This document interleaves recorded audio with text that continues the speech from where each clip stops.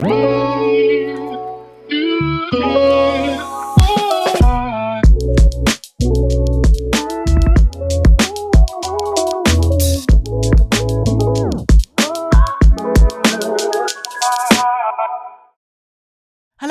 and welcome to Real Menopause Talk.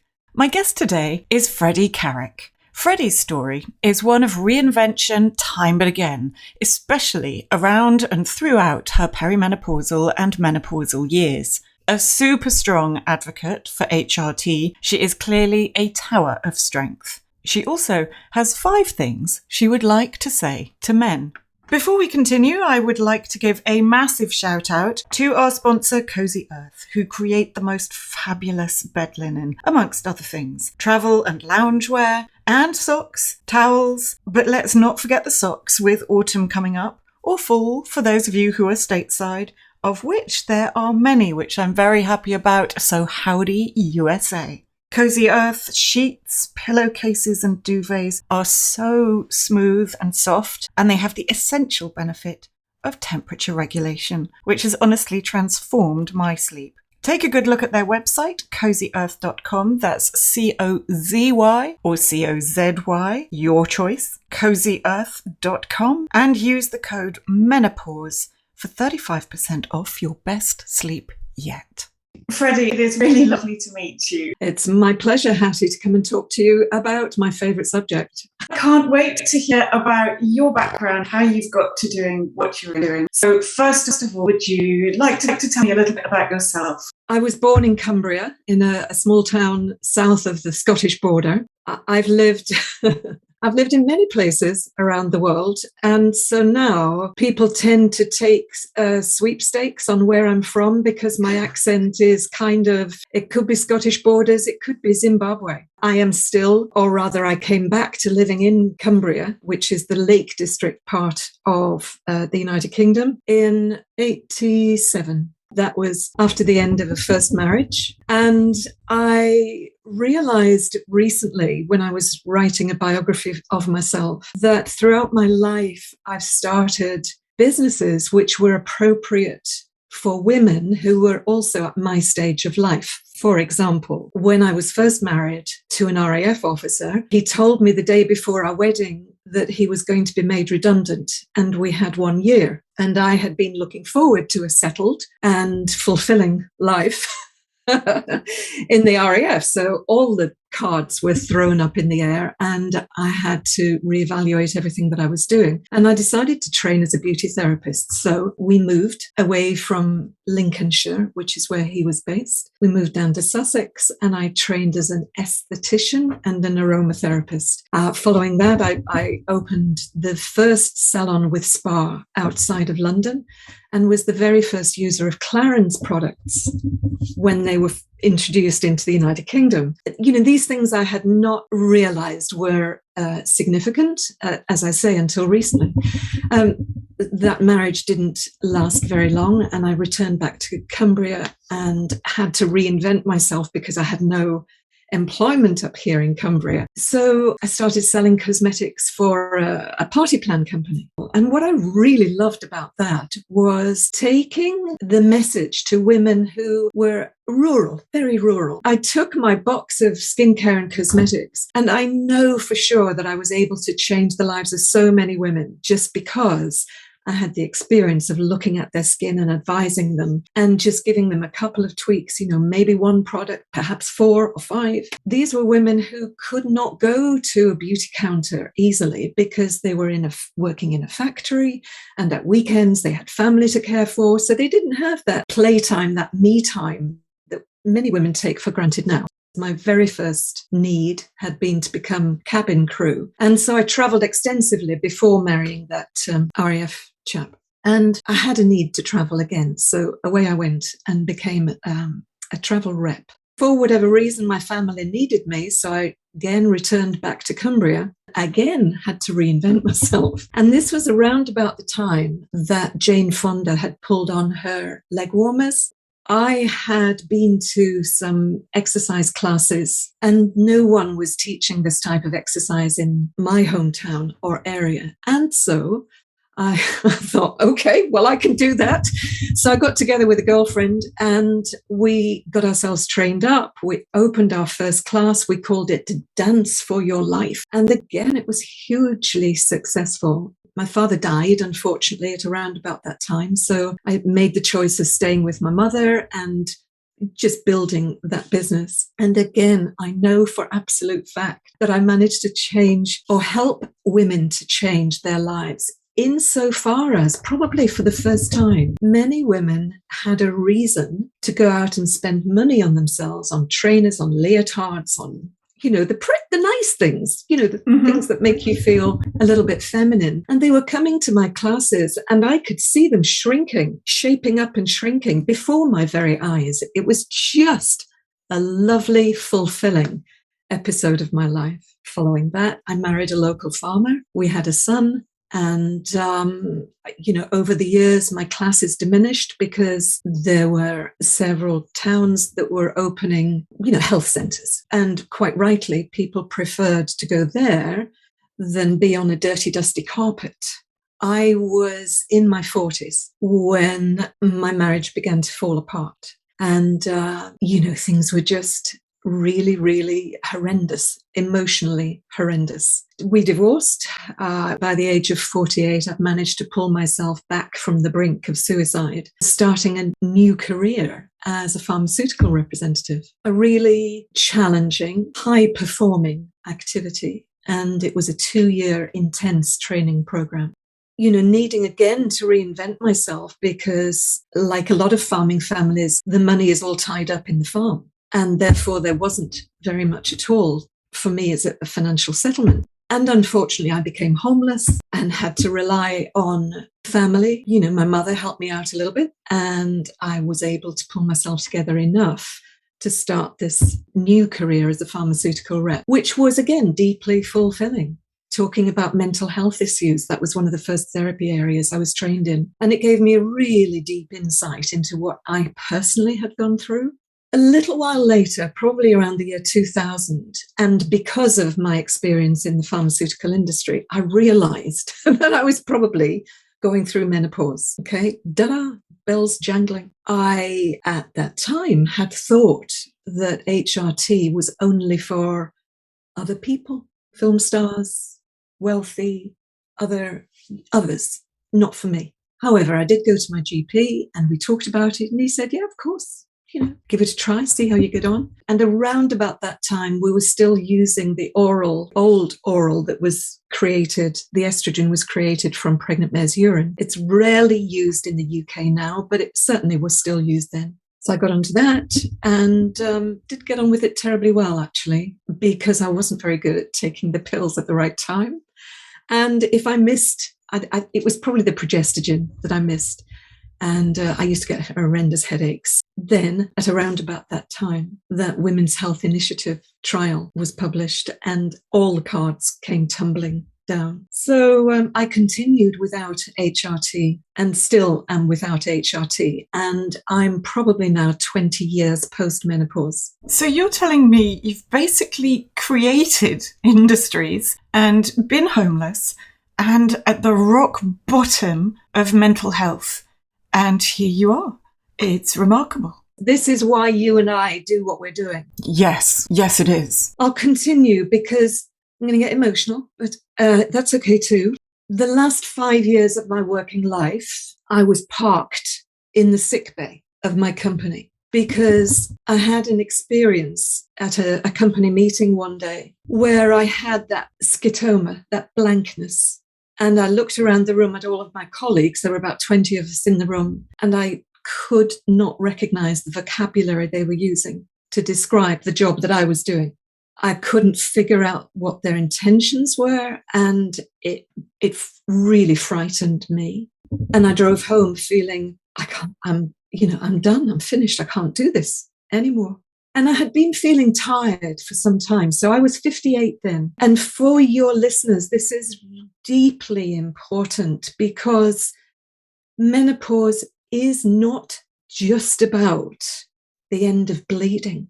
It's about how your body rebalances without the estrogen and the struggles that you will face In my capacity as a menopause educator now, I regularly hear women say, with great confidence and gusto, oh, I sailed through menopause, barely a hot flush, absolutely no problem. Or, oh, I'm all over that.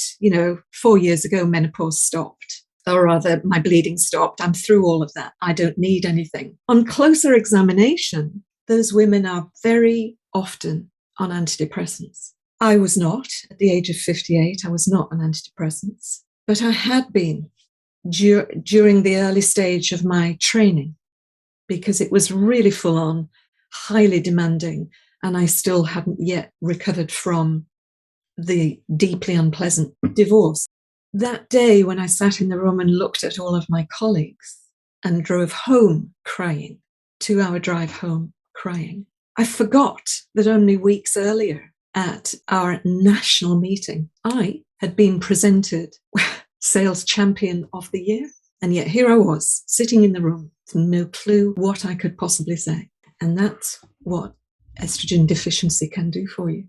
I struggled on for a year or two more, and then eventually my son had mental health problems as well, cannabis-related mental health issues, and I just couldn't struggle. I had a mother who was by then in her late 80s and needed further support. And this is a story that many, many women of that age will tell. Many women. And because we as women get so involved in other parts of our lives, we forget to take care of ourselves. So eventually my company decided to replace me. So I took the half pay and I stayed at home and simply doodled, actually. Just, filled my time. I have dogs, it was all right, really. Felt a total failure a lot of the time, but time went by. And then I thought, well, okay, so I'm not that anymore. So what am I going to do? Trained as a life coach. And it was one of the most beautiful gifts I could have given to myself. One of the tasks that I had was to be a dancer on the stage. I know. Yeah, I saw you gasp. I was not expecting that. No, I know. There I was on the stage dancing in front of 12,000 people. Very often there were a group of women standing at the stage waiting for me to come off. I mean, I was a part of a troupe. I wasn't alone. There were usually 12, 15 of us on the stage. But very often these ladies would say, I'm never going to dye my hair again. How long did it take you to reach this? When did you start to leave the colour off? Or did you colour your hair at all? And I did. And how do you stay so fit? So it was all of these kind of questions. And when I was going to the live training meetings, women would regularly come to me and say, I love your energy. It's this, it's that, it's whatever. And as part of giving back to that community, I decided that I would write a book on how to retire as a goddess. And when I started researching that book, I knew that I would have to put a chapter in there about menopause, large part of every woman's life. And I have to tell you, Hattie, I was stunned to discover that the conversation had not moved forward one spot since I had gone through my own menopause 20 years earlier. So then I realized the whole book had to be about menopause and a little chapter on how to retire as a goddess.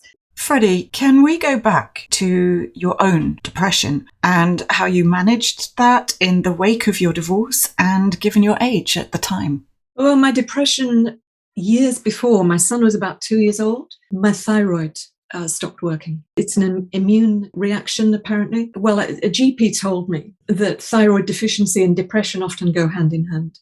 And again, of course, why wouldn't they? They're both hormonally driven. I suspect the battle with a husband who was quite controlling and displayed what I now know as personality behavior disorder was really challenging. And I'm a very open and outgoing person. The period of time when my thyroid wasn't working so well, I was unresponsive in many areas of my life. And so he managed to get greater control over me. That doesn't sound very pleasant. And it wasn't. People are what they are. I don't hold any resentment or anger or bitterness or any of that towards him now. He is what he is, and he was the product of his own parenting, as they were products of their own parenting. But what it actually meant for me was that I was just drowning, really, in the misery of not being loved. Before I left him, he already had a new partner. And because of the divorce laws at the time, I had to stay in the same house with him while he went and came and went with his new partner. And my son was only 7. So it was just hard, really, just hard. And a doctor did give me some Prozac. I hated it. Didn't take it for very long, but that period of time was very dark and very lonely. And I was ashamed, deeply ashamed of not being able to manage. Of course, the interesting thing is we now realize, as I'm giving you that timeline, I was heavily into perimenopause and I had no idea. And nor did anybody else. Absolutely. It was never mentioned until I approached my GP when my bleeding was chaotic and kind of, the penny dropped. So you're taking antidepressants prescribed by your GP for a short period of time. What was the length of time between them and starting HRT? That whole episode is very blurred and confused now. But I would say I took the Prozac for 2 years. So there would be a gap of perhaps 3 years between me ending the Prozac and then the realization that maybe I needed HRT. I stayed on the Premarin for about 18 months, I'm guessing, until the doctor told me that I should come off because of this breast cancer scare. I would say to women, if you are having headaches or you don't feel that your hormone supplements are doing the best that they can for you, look at the dose that you're taking, the time of the day that you take it, and set yourself reminders to take it. Most importantly, at the right time, because estrogen has a very short time that it's effective in your body. For example, if you forget to take your estrogen supplement, it is washed out of your body within a day and a half. So consistency is key. Really, it is. Yeah. It's also really important to understand that mental health difficulties are often created by this staccato effect of the ovaries closing down. One day you'll have some estrogen supplied to your brain, and maybe for 3 days further you'll have very little or none at all, and then suddenly there'll be a spurt of estrogen again. And the brain does not like that staccato effect. The brain needs a steady state of hormonal excitement, if you like, or energy. When you forget to take the supplements at the right time of day on a regular daily basis, that's when you could put yourself back into some of the symptoms you'd noticed earlier. What do you get asked the most as a menopause health coach? But it doesn't matter how much there is written about menopause and HRT. Women always want to know what's right for me. So what would you suggest, Freddie, for me? I would often refer them back to the Balance app, which Louise Newson has produced to give them background information. And I will suggest the most easily used and the most successful versions of HRT to them, and they will come back to me and they give me the biggest thumbs up. What influenced your decision to stay off HRT? Purely, it was never offered me back. The Women's Health Initiative trial threw so many millions of women onto the sideline of menopause, and we were done. If you were to go back in time, or perhaps forwards in time, do you feel you might have done things differently? Yes, in a heartbeat. I would absolutely, now that I know what I know, I would not hesitate to actually demand HRT when I was 45. And I would urge every woman to discover why that is important. And it is important for her long-term mental health, as well as all the other systems in her body that need the estrogen. So don't fluff around. Women regularly say to me, I'm saving HRT until my symptoms get too bad. And I go, no, don't do that. Please, ladies, supplement your estrogen. Your body is shrieking out for it. Do you have any specific advice for the men of the world? I absolutely do, Hattie, and I'm really pleased you asked me that question. Well, I'd love to hear it, and I'm sure they would too. Well, here's a soundbite. Menopause is never a solitary experience. That's why in my book, Menopause Unzipped, I wrote a chapter on menopause so that men would be able to understand what their wives were going through. It's full of helpful tips, and there's a fun quiz at the end of it. I believe that men want to know what's wrong with their wife, partner, sister, mother. They want to know, they want to help. And most of all, they want, because this is the masculine, to fix her. And it is heartbreaking when men say, she's not the girl I married. And therefore, I can't fix her. She won't talk to me. We're breaking up. So much to say on this subject, so much to say. Possibly a big clue for a man that his wife, partner, might be going through early menopause is if she has had PMS symptoms. And again, I'll just take it back to my own experience. My ex-husband used to hear a tone in my voice monthly, and he would turn to me and curl his lip, and he would just say, "Oh God, it's that time of the month." Ta-da! Wow, words actually fail me, Freddie. Yeah. Flames, explosions. I'm not surprised. So if any men are listening, don't say that.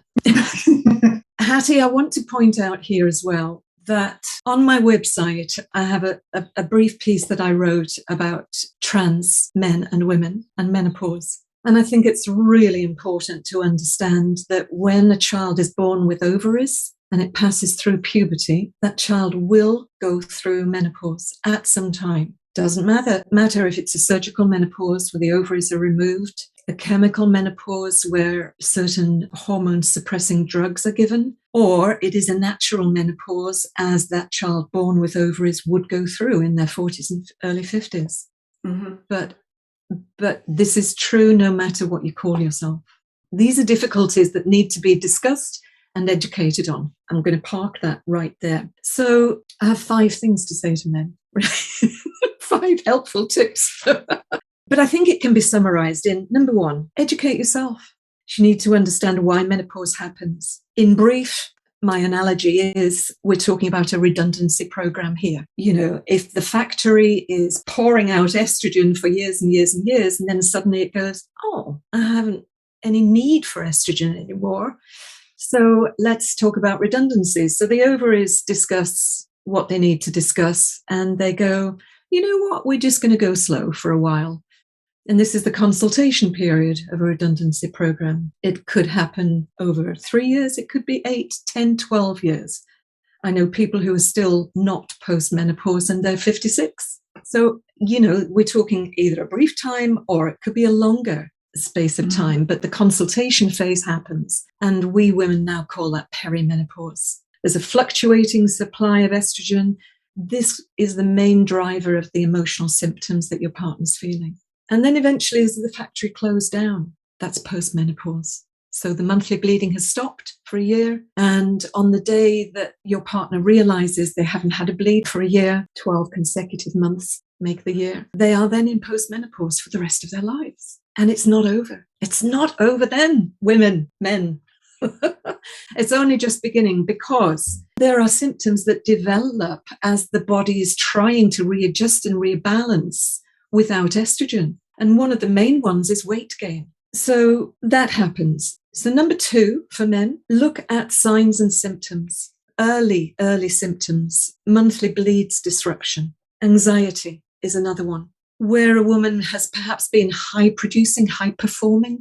And I find often, Hattie, that it's the woman who has been in reasonable control of her life for years. And then the walls come tumbling down because she loses confidence. And that anxiety begins. And then we get into the tearfulness, the emotional disruption, and the flaming anger. The woman can turn from a domestic goddess to a volcano in a heartbeat, really. I'm sure you know that too. I do. As does the rest of the family. Not a pretty sight. Not a pretty sight, but it happens to us all. All right, so that's number 2, signs and symptoms, get to know them. Number 3, sex and libido. For so many men, this is where they just don't know what's going on, because previously, it doesn't matter how often you have sex, when you are still having sex, maybe it's only twice a month or whatever, there is a level of intimacy and trust within a couple. when the woman going through perimenopause and menopause decides that she no longer wants to have sex with that partner, it's really difficult to understand. And men will say to me, I can't even touch her. She doesn't want me to touch her. Not even touch her. What's that about? And, one of the symptoms can be highly sensitive skin. Sex and libido is a very lonely place for a man when it stops. It's lonely, it's isolating, and he doesn't know who to talk to or what's going on. Does she not love me anymore? Has she got someone else? These are all very natural thoughts that will go through his mind. From the woman's point of view, the loss of a regular supply of estrogen changes the pH balance in the vagina. And the kick on from that can be a fishy smelling discharge. It's not a pretty thing to talk about, but it happens to a lot of women. Happened to me. And women will feel some degree of shame. What have I done? What have I used? Am I allergic to something? There's a part that I really enjoyed writing in the book, and it's the part where I talk a man through how to hold his woman, because I have a personal feeling that every woman needs to feel safe. It's such a primeval need. We need to feel safe and loved. And men want to give us that, but they're not quite sure how. Especially when I hear over and over again women say to me, well, he just thinks a cuddle is foreplay. Sometimes we just want to be held. Because it's trust as well, isn't it? If these changes within her vagina have created a dryness, then penetrative sex can be really deeply painful or not possible, just not possible. I mean, you and I know that there's a lot you can do to create intimacy without penetrative sex. And it's not just inside either. The labia, the lips that actually protect the vagina, they can become really irritated and swollen sometimes. And again, a woman doesn't know why that's happening. And in my case, to go back to me, of course, it's all about me. I took up horse riding again when I was in perimenopause. And I had to ride with bicycle shorts on beneath my jodhpurs and the thickest sanitary towel I could find, just to give me some cushioning to sit on the saddle. It's a typical symptom. So when you take those things into account, it's hardly surprising that a woman doesn't really want to be touched. I would also say moisturize your vagina as often as you moisturize your face. I think you'll find that that's a great tip. It's very much a psychological thing. If you feel healthy down below, so tied in with the feminine psychology. Number 4, it's not about you. It's about your partner going through this whole menopause experience. I think it's really important to remind that certainly in the UK, but the highest rate of female suicide is within this menopausal phase. Those very responsive partners will often go and find the help that she needs before she even acknowledges that she's in perimenopause. Too many women feel that because they can't fix themselves and they don't really understand what's going on, they're, before they've been diagnosed as menopausal or before they realize, she has a belief that her family and or partner will be better off without them. There's a wonderful song written, Carole King, I Am Woman. I would say to every woman, just remember, you are a woman. And every single person on this planet came through a woman. Number 5, do not say these things. Please don't say, for God's sake, go and fix it. Don't tell her she's put weight on. She will know. Don't say you're not the girl I married, because she will also know that. If she develops hot flushes, as 80% of women do, and their facial hot flushes where she either gets a red rash or the sweaty top lip, or even, bless her, dripping forehead, don't point it out. I mean, there are many other things. Freddy, 20 years post-menopause. Tell us about the glory of it. It's a really interesting thing that morning when you wake up and you think, I don't give a damn anymore. And to still be healthy and vital, I think this is the greatest gift any woman can give herself. When you're going through the phase of menopause, perimenopause, post, whatever you want to call it, it's really difficult to believe that you can be as you once were. For me, without estrogen at all, it is, I think probably for the last 5 years, and these have been the best years for me, post-menopause. Now that my body has rebalanced itself, I've found what it likes to eat, what nutrition my body really enjoys. I have a great weight. I'm back to what I was when I was in my 20s. I'm strong. I'm healthy. I have great enthusiasm for all sorts of things, and I don't give a damn. Thank you so much for your time. It's been a pleasure talking to you, and thank you for your wisdom and your stories. Thank you. I'm holding my heart. I'm deeply grateful. Thank you. You can find Freddy on LinkedIn under Freddy Carrick. You can find her book, Menopause Unzipped, and her menopause tracker for measuring symptoms on Amazon. The menopause tracker is called What the Heck is Wrong with Me? And it's a written version as opposed to an app. Remember to visit our sponsor's website, cozyearth.com, for the smoothest, coolest night's sleep and more. Plus, for 35% off, use code MENOPAUSE at the checkout. Remember to spread the word, tell everybody you know all about Real Menopause Talk. You can sign up for the newsletter on the website, which is a new version as of season 4, and follow us on Instagram and also LinkedIn. It's lovely to hear from you, so please feel free to drop me an email or a DM. I love hearing your comments and your feedback. Thank you, one and all, for listening. I look forward to seeing you in the next episode.